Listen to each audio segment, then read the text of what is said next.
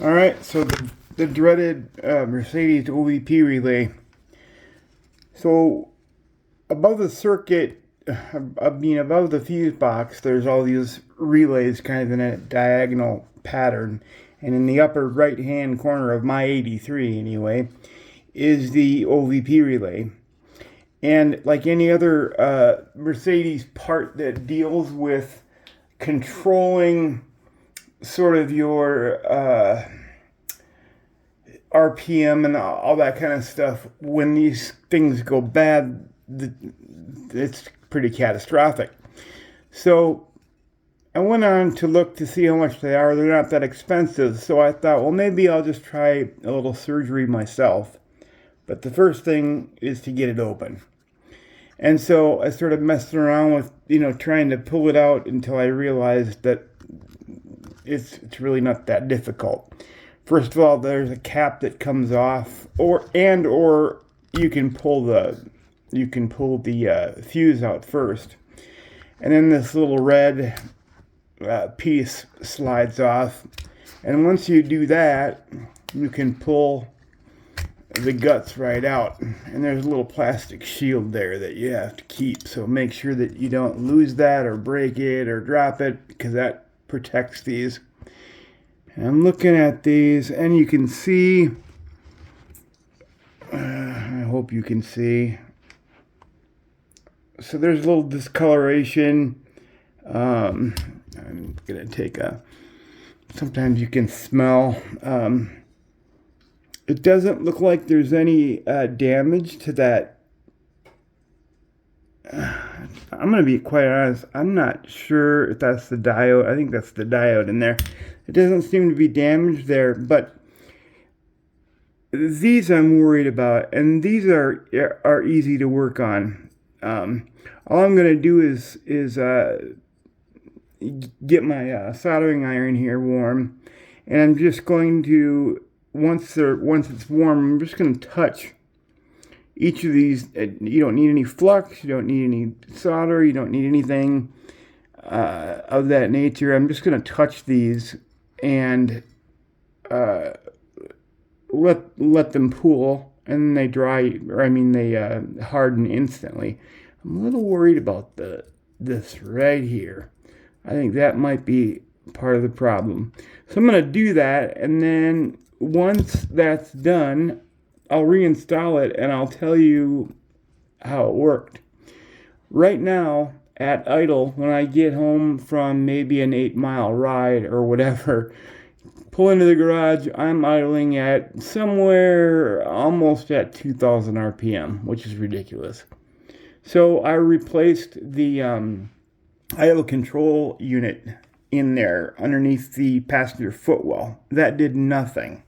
That's a $200 some odd part. So if this is the problem, I'm going to be pissed. The next part that you can try is that there's another idle control, I think valve it's called, and that sits in the engine bay just forward of the air cleaner and all that kind of stuff. I can point that out a little bit later, but let's work on retinning this first and see what that does. So I'm going to pause the video and work on this for a few minutes.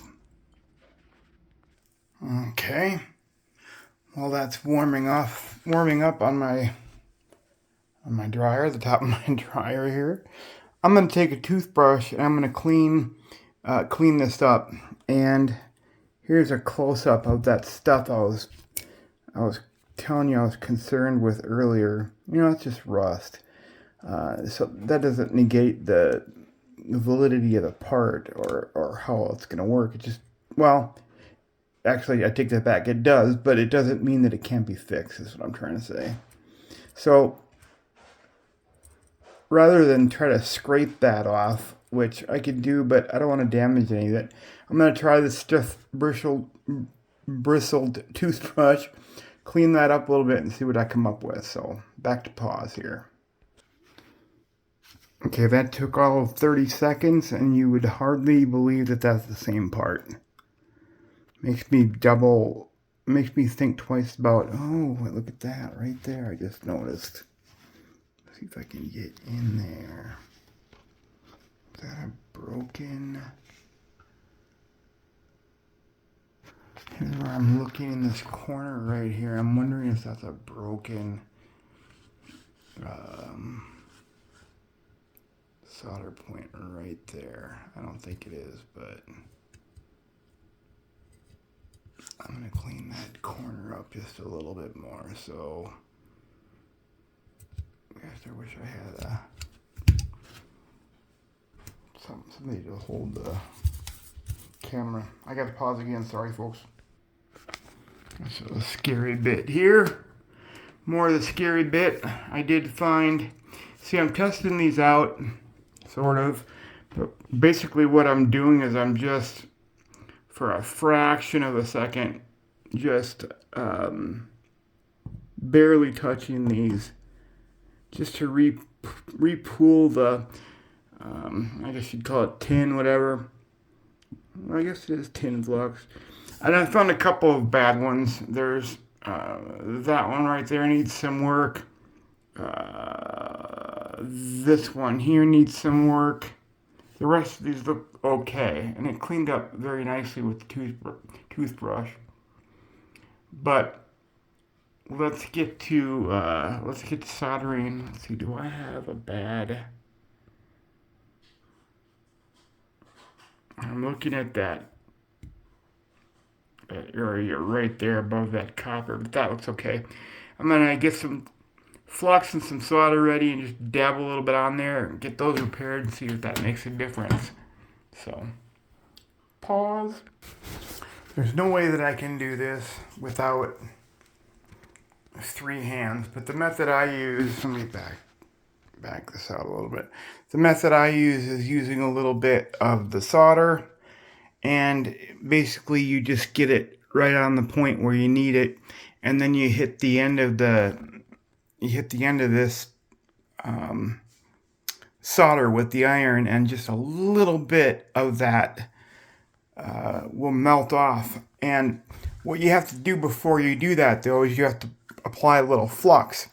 And basically the way that I learned this is that you've got a positive charge or negative charge. This is a waxy material, and you put a little bit of that on there, and that's got a certain charge, ionic charge, whatever, and then this has the opposite.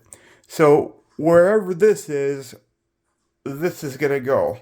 And that's how plumbing is done too. When you're doing copper joints, you flux all the way around the copper. First you clean it, get all the oil off of it, and put a little flux on there, flux the other part, put the two together, heat them up with a little MAP gas, and then just applying this right to the seam, this stuff will just melt right into it. It's instant. You can take a cold washcloth and hold it right on the pipe, and it'll... But anyway, that's how it works. So we're going to fix this here and see what happens. I think I did an okay job. I think I made quite a bubble on that middle one right there is quite a bubble, but you know, neatness counts only to a certain degree. See, that one's a pretty big bubble. That one repaired pretty well. That one repaired pretty well. That one there, it's ugly, but it did repair well. That one I didn't. Let's see, did I do that end one? Sorry about the camera work, I really am. Yeah, I repaired that one. That one looks okay. So, I think all these, I'm going to take a closer look at some of these with the magnifier, but I think, actually, I think that one I'm going to have to do as well. This one right here looks kind of shitty. But I've already got all the stuff out, so let me just do it real quick. Actually, when I looked at it at an angle, it does look okay, but look at the mushrooms I made there. I'm gonna have to I'm going to have to melt that down a little bit.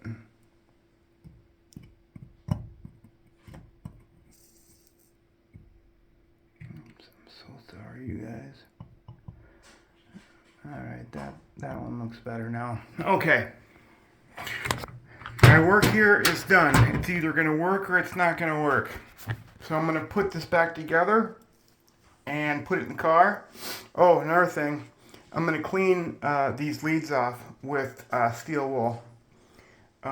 Sometimes if they're super, super corroded, you can tell that there's not current or sufficient current going through there. I want to also point out that I learned almost all this from watching a video, a guy from, I think, Australia. I think that's where he's from. That's where he sounds like he's from. And his video is just spectacular in terms of information about this kind of stuff. So that's where I learned most of what I did here. And if I did it wrong, I apologize to that poor guy because his video is awesome. So anyway, I'm going to pause, put it back together, clean those leads, and see how it worked out. Just a little steel wool in a circular pattern, or going around in circles. Afterward, make sure you blow the excess bits of steel wool off of there. If you need to, take a really, like a crafting file, because this plastic post gets in the way.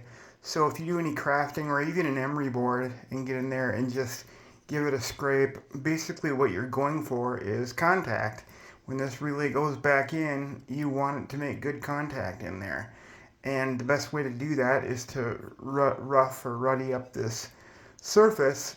And so we know that if we do that, we're creating more surface area altogether. So when we put it in there, it'll have a better connection. That's what I'm going with anyway. And look at how much better those look after an emery board. And again, I've got the hair dryer out for a reason. Once I'm done cleaning and doing whatever, I'm going to blow it off real well. Make sure that I don't leave any sand or bits of, solder or steel wool or whatever in there, because that'll F things up in a hurry. Okay, we're sliding this back into the can. This piece of plastic goes on there first. Again, so hard to do holding a camera. Hang on. Okay, I've got it back in. You can see that I've even been working on bending these tabs that I had created myself back into place. And then I'll put the fuse back on the top, and then we're done. There we have it. And that was a diode in there, I just realized. My fingernails are never that dirty, but under the circumstances. All right, the last thing is the hardest part about this whole frickin' thing. First of all, make sure you got a good fuse, and I do, is getting this thing back in there. It's super easy if you take the, in the passenger footwell, there's a, that plate that sits like above where your shins are.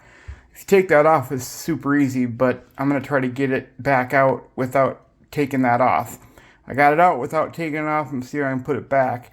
Problem is that it can only go in one way, and so it's going to be a matter of finding where it goes and then turning it until it gets in there correctly. So, repausing. Okay, it was no easy feat, but I got it back in there. The way to do it was to pull the two smaller relays below it. Now, the RPMs were running around 2,000 on a cold start. Let's see what happens. Oh my God, it's gorgeous. Look at that. Beautiful. I cannot believe that I, a known idiot, did that. Unbelievable. Let's take it for a spin.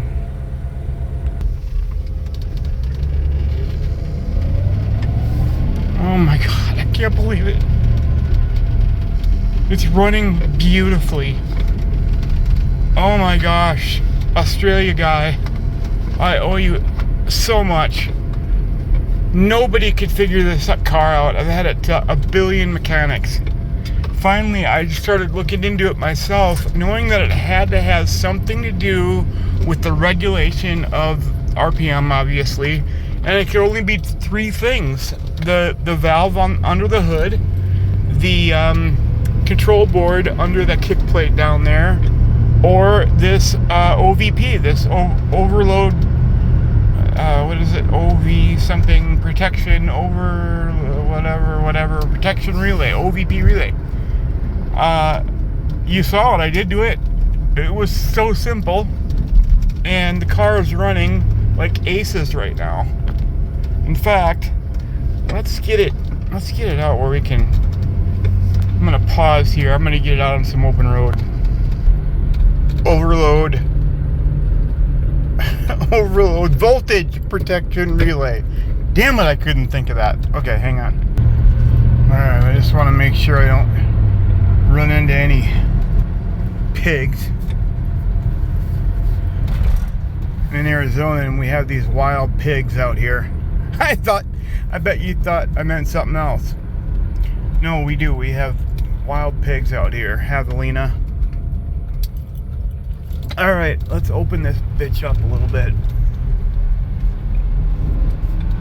Oh my god, the acceleration is... Even the transmission, even the shift points are better. I'm at 60, or not at 60, I'm at 50 already. This is amazing. I'm so glad I did this. Don't go buy one. Well, if you don't take the easy way, go buy a new one. But you saw how easy it was for me, and I only have rudimentary tools and even more rudimentary knowledge, but this worked. And there's no, there's no capitulation. It worked to a degree of certainty beyond question. Right now, I would be pulling around this corner at up to or over 2,000 RPM. And when I would pull into my driveway, I would have, at idle. Jesus, look at that. I can't even believe what I'm seeing. Thank you guys. So sorry this is so long and boring, but I am so excited. Even in park, this is when I used to get 2,000, 2,500 RPM, and we're not even at 15. This is great.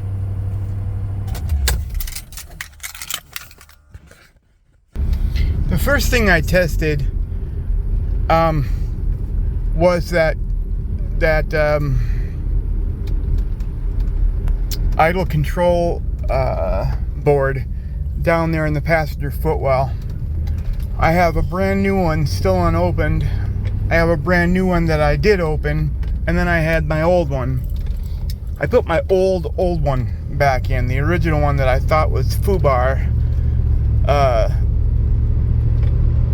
and it's running perfectly. So the problem wasn't that $200 part. The problem was that stupid cheap little voltage, let's see, OVP, voltage protector, whatever I said it was. Start there and then work your way up. That's the lesson that I just learned.